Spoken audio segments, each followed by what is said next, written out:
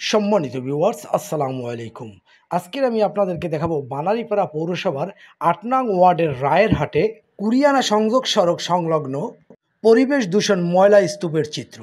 সম্মানিত সচেতন মহল, পৌরসভার ৯টি ওয়ার্ডের দূষিত আবর্জনা ঠিক এই জায়গাটাই স্তূপ করা হয়। আপনারা দেখছেন রকমারি পরিবেশ দূষণের স্তূপ।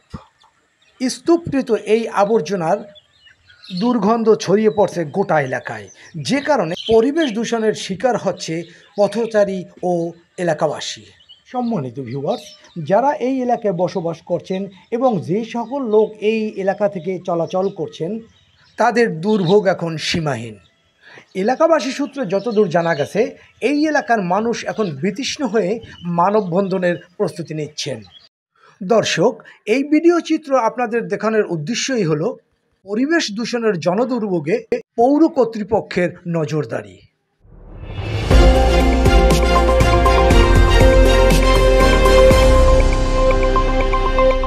Audio Jungle.